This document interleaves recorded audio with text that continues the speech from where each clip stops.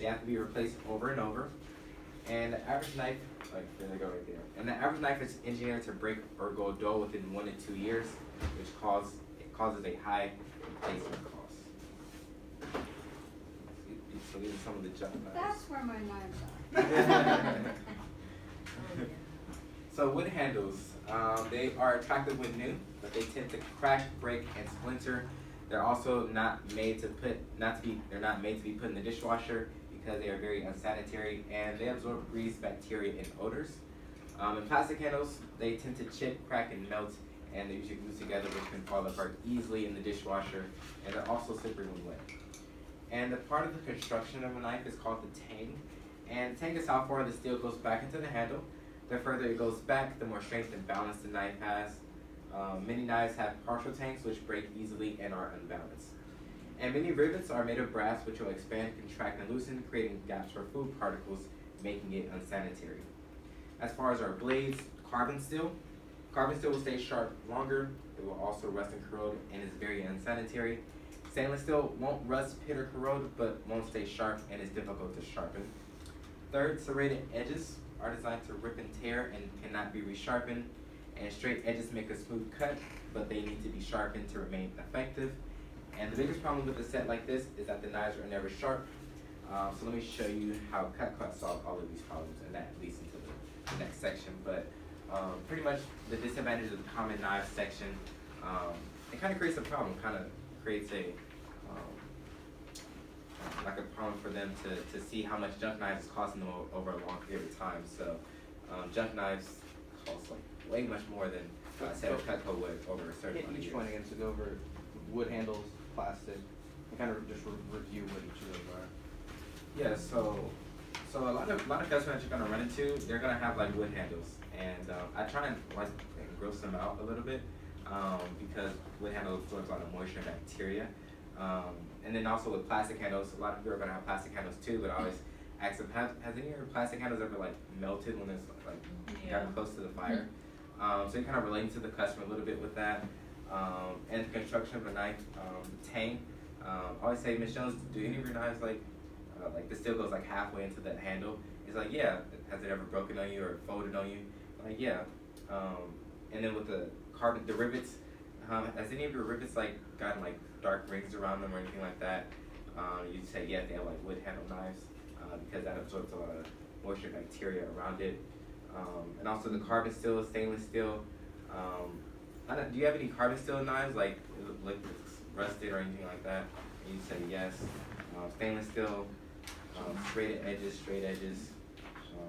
But yeah, pretty much this section is just to relate to the customer's problems in the kitchen. And then it leads into the next section, which I think AJ is going to cover, and it pretty much comes up with the solution, which is the features and benefits of Cutco. So, yeah, very cool. We're gonna role play. So here's, let me ask you this. Okay, so we just, for sure, listening to that is super important. For you guys to be most prepared for demos and your appointments, what do you think is important for you guys to actually do here in training? Listen too, but yeah, practice, right? Like for sure you can, watching the video is great, but it's even more powerful to actually put it into practice and actually do it, right? So what we're gonna do is something called role play, okay? And I gotta tell you from the very beginning, it's probably the least sexy part of the job. Okay, probably the least sexy. Probably the most important. It's like layup lines before a basketball game, right? Not very sexy, nobody's watching, but how often do they do it? Every game, right? Every time. Because it's that important to warm up. It's called muscle memory, right? We can get into all the science. We can talk about the myelin sheaths wrapping around the neurotransmitter. We talk about all that if you're interested. The point is, it's just, you got to practice. Right? You got to practice. So here's what we're going to do. We're going to have you two fellows work together. We'll have you two ladies work together. Okay, we'll have you two ladies work together. And then, let's see, I'm going to have you two jump in with them. Okay, and here's what we're going to do. The person who has the birthday that's coming up the soonest, okay, so it's what, March 18th? So whoever's birthday is next, they go first, okay?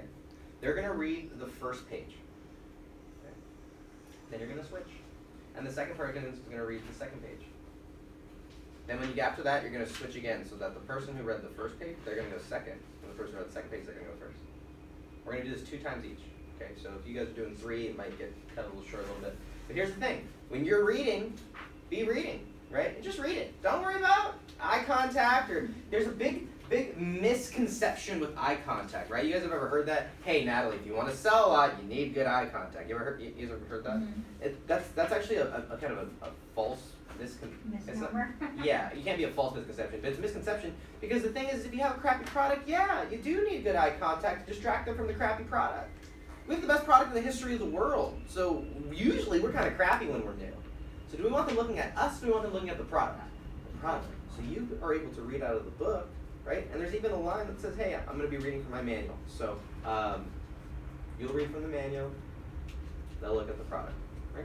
And eventually your eyes might poke out from beneath the manual, and that'll be fine. But don't worry about that at first, just read it, okay? If you guys want to turn your chair, if you guys want to move around the room or something like that, you're more than welcome to do that. Introduce yourself, hi, my name is, hi, your name is, and then 2 times each. 2 times.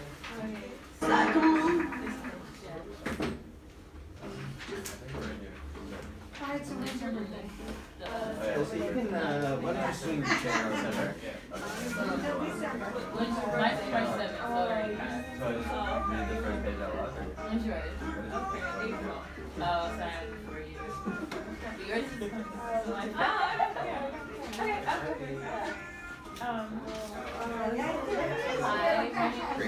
I would just embellish more on the individual points. Why is 1949 important? Why is American Day important? Why is 16 million important? If you decide to purchase it, Good. So, we're gonna just read it out loud. You guys power? Yeah. We did graduate. yeah. Oh no, you went to Brett.